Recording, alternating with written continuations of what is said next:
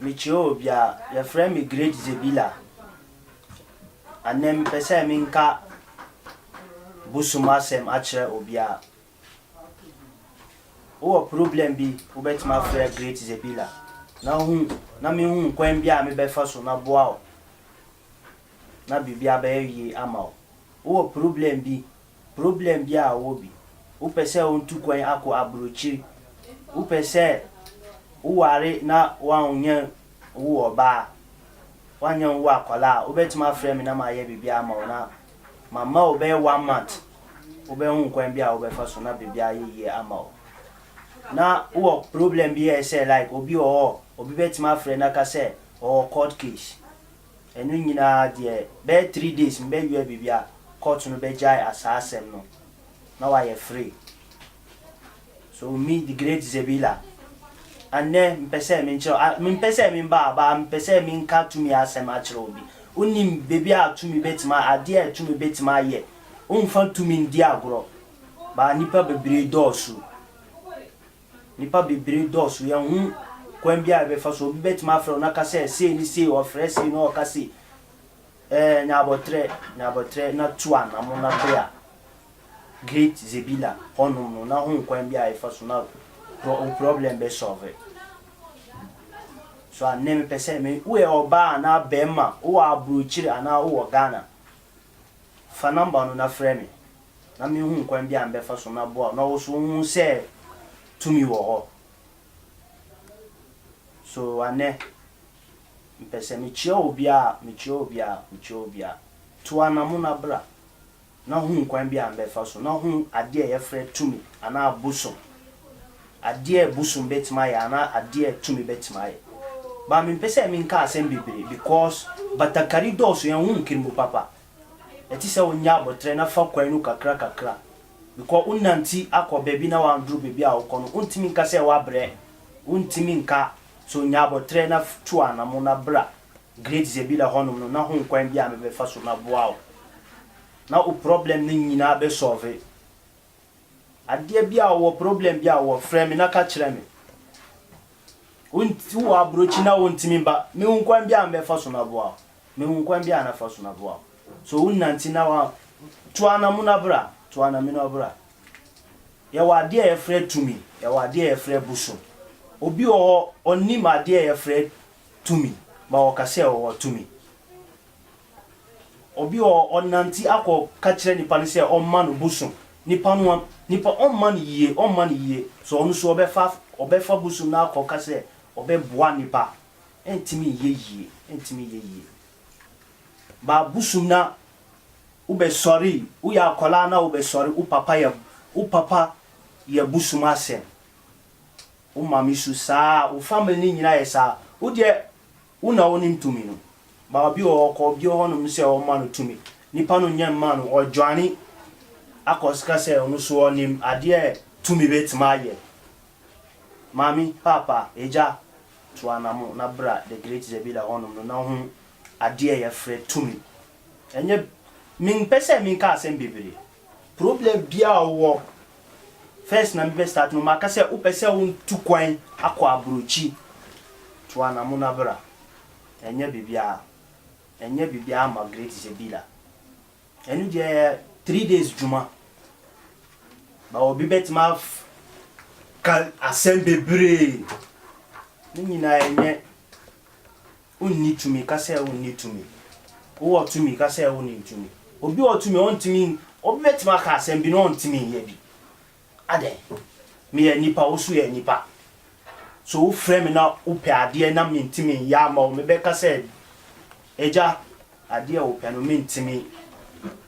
fa obi fufuro because ye nyina ye nipa me nim se bebi a me be ko na me ahia o na ye se wo be boa me so wo frame ye ti se me so me boa o so mami papa eja to anamo na bra de great Zebila honum no na hu kwan bia wo be fa so problem bia wo yare bia wo stroke ana bibia bra na hu kwan bia be fa so wo stroke na bra me honum no mama o 2 weeks bibia ba ko yi ama o bibia ba ko yi we a businessman na say o business enko yi ama to anamuna bra eja mami papa e be yi ama be 3 days we a businessman na o pese o business enko yi time bia o dia we a business we a locks to anamuna bra na mpese mi nka asem bi a kire obaafo no akwala no ya akwala no na wakita no na maybe wo beto adwane adi na akwala no bedum nsuo agum adwane no mami papa misrew mandi odi akwala no anyim ontimi wu ontimi ofa oba ontimi mi twinu enya papa so eyam ya so mi twinu enya papa so mi ti na wa nyabotre na timi kasa no because who akwala na maybe who kita akwala no na twa edwane na obedi na fasi table no na akwala no dum suago edwane no papa fa edwane no ko bola mandi odi ne long years na akwala no sorry no fa ne wife ontimi wu akwala no nipa ne be say ne continue sorry ne mami na di ade no odum suago no fa ade no ko bola ba wa di ade no so no continue na odi no ontimi ye bibia so mami papa we e be ma na observe o yiri no sa ade no ba ka kire se won fa ade no ko bola odi problem no akwala no ontimi eti se busun bi wo ho na ye be manu na ojuare enu nyina ya problem ma odi ade no ko bola se ye manu ade no na odi asana ebe yesa meka mboa bia obi pe me betima boa no misaka bi se o pese o ntu kwan o pe visa. If you want visa, you go to embassy so many years. Unanti sa ukono ka say wanye bi. To anamuna bag date Zebila honom no. Mbemba obe 3 days. Be ye djuma no agu bibia na wakonye bibia akọ. 3 days mama or 3 days. Ube fa visa no aba me honom no. You go bring your visa card my there, put it down. I will work on it 3 days. Ube ukwa ubenye bibia. Me pese like me ka say obi ba say obi membo obi din we nipa kase de o mbo obi din obi ba say boano no onu su be ba na mambo no din a kire no enye so am na me pese obi mami kire obi visa ni ofa no bra me honum no be 3 days. He bring the visa card my there 3 days. I will work on it. The person will get it. Either they like or not. Obenye bi. Min pesa min bie na maybe dinu be say no. We any pakasia man yesa. Obi ba no honum no say ya de no ma secret. If somebody comes say where give me be secret one. Make no review the secret give somebody. This person name this politician or no. If you are a big businessman, you don't want people to know about something. Bra. Me obian to me udin.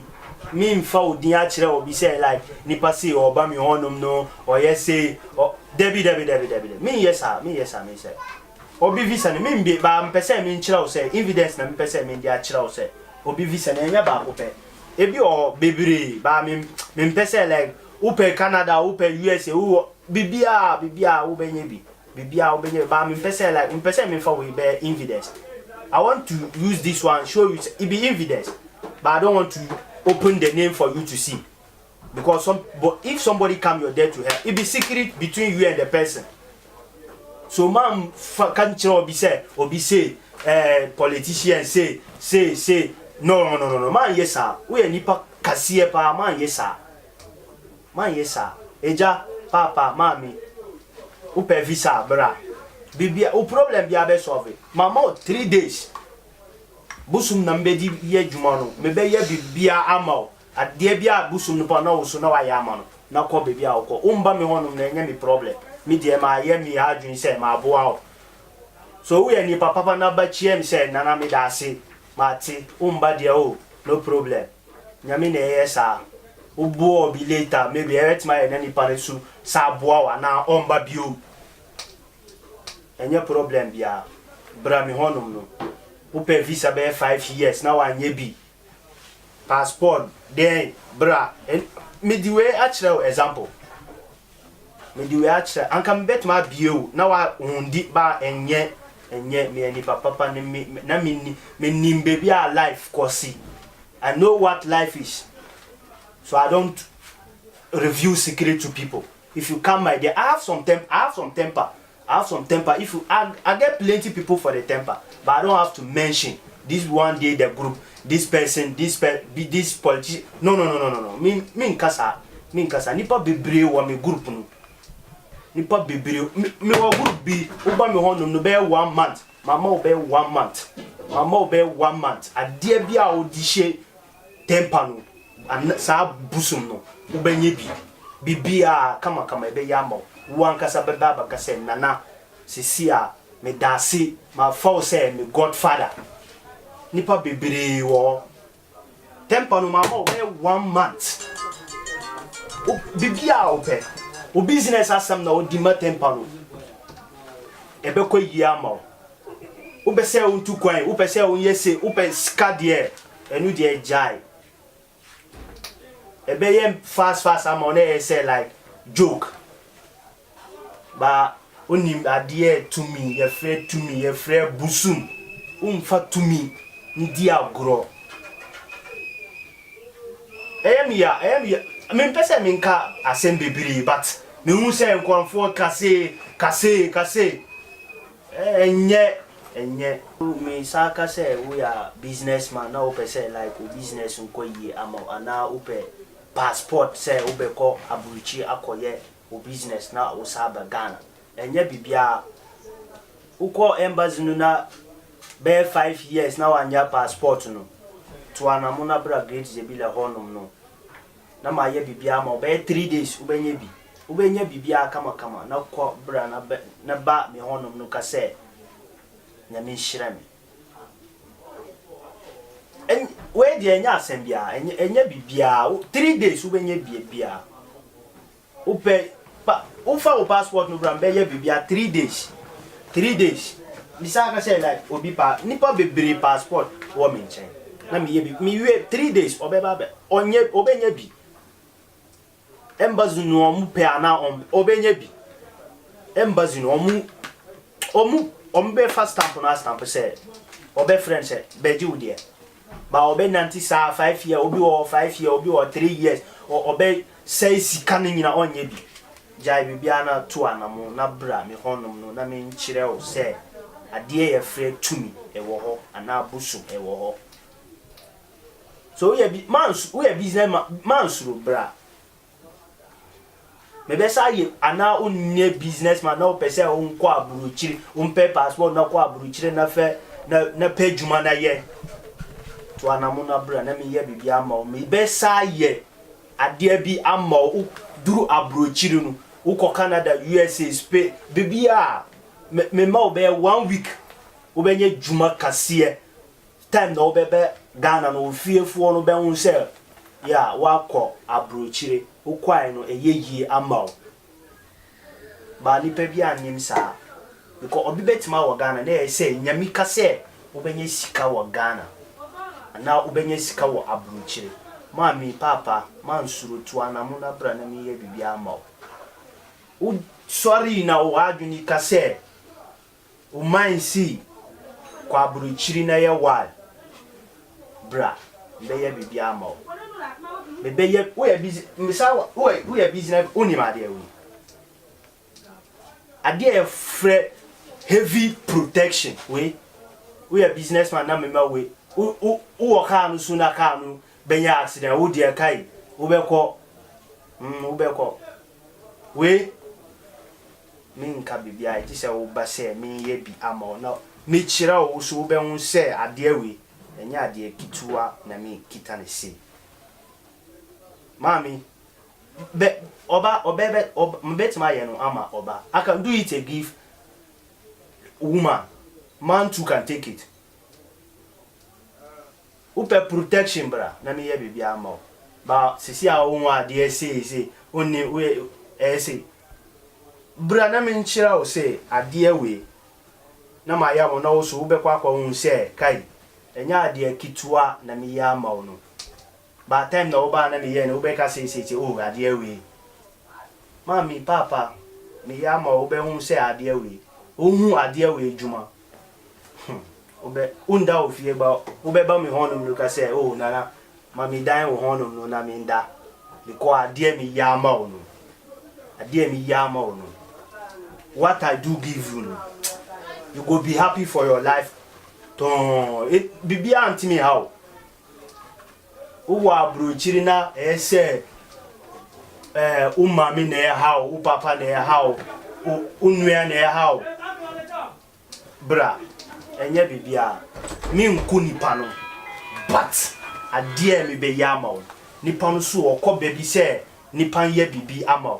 nipa no wotumi nipa no baka say jai nipa we life amman me pese me sanka assembly a kire mami we e be ma na oba obi betima obe wa akwala na me bi time bi akwala no ko school akwala no be chiro exams oba fie ge 0 onye bi obe fili sa problem me was atumi me be de ama na wa di ama akwala no time bi a wo chiro exam kai say like obi di fufuro su ba mi honum na ma ya mom sa nipa no no unu wa akwala no be competition school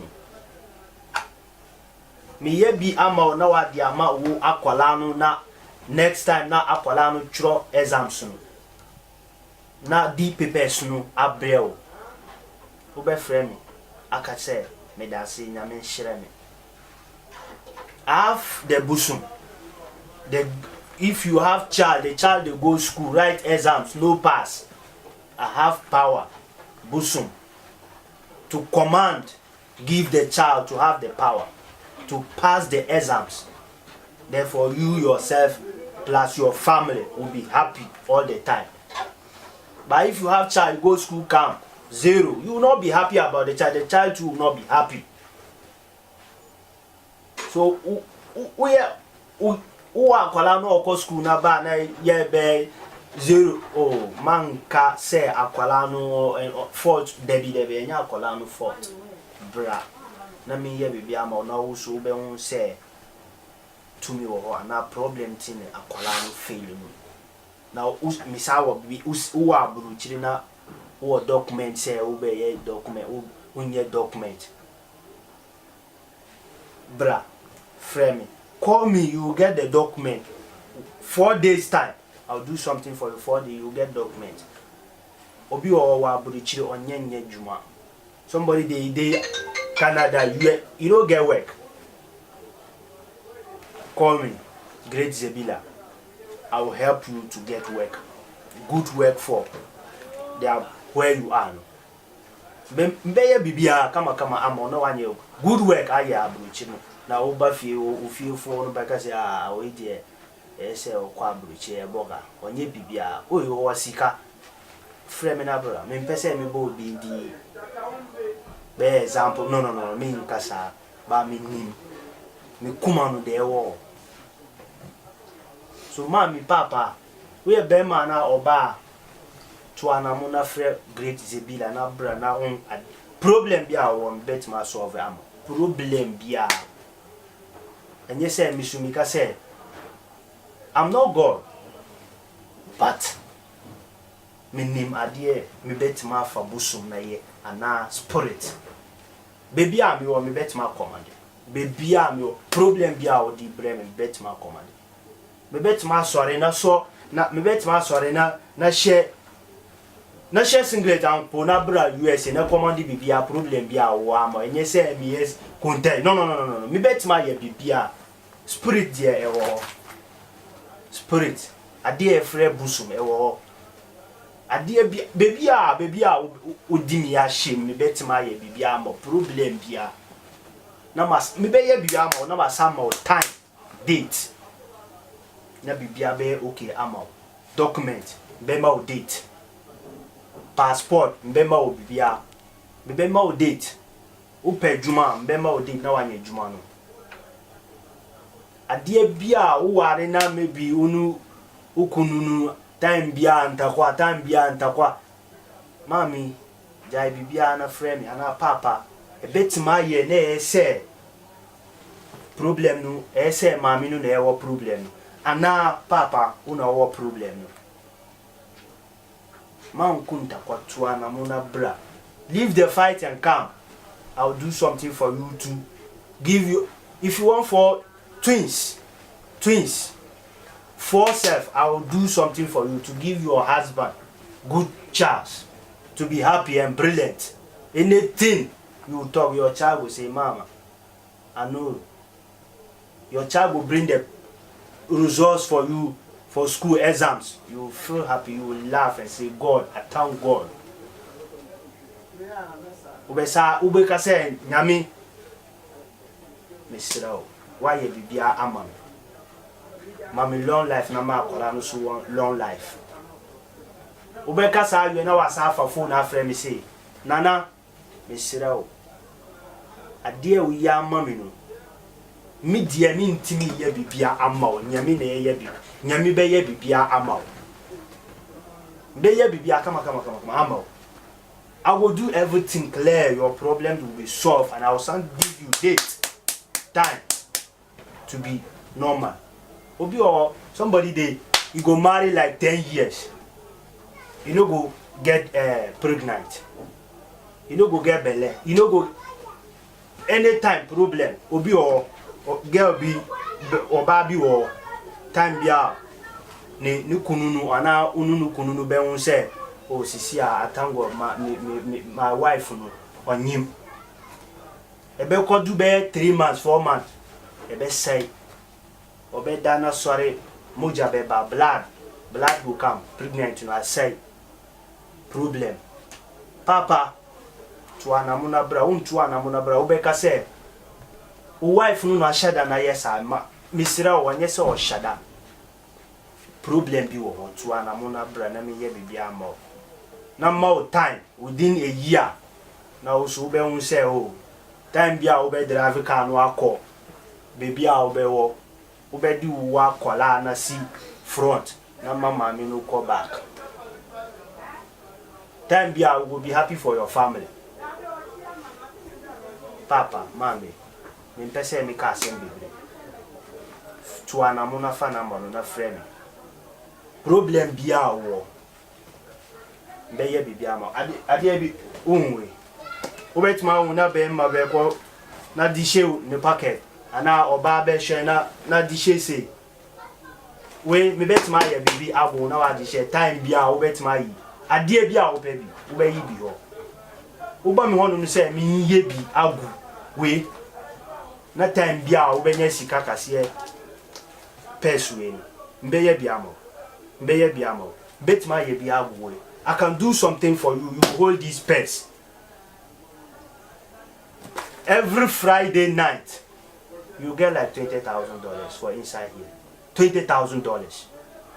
Every Friday night, 12 o'clock, midnight, you get that money here. This one. So, un say obi kita, un say okoton. Bibi wom, ba on kan chiro. It is a wa befa wa dream. Na frɛ Great Zebila no oyebi amo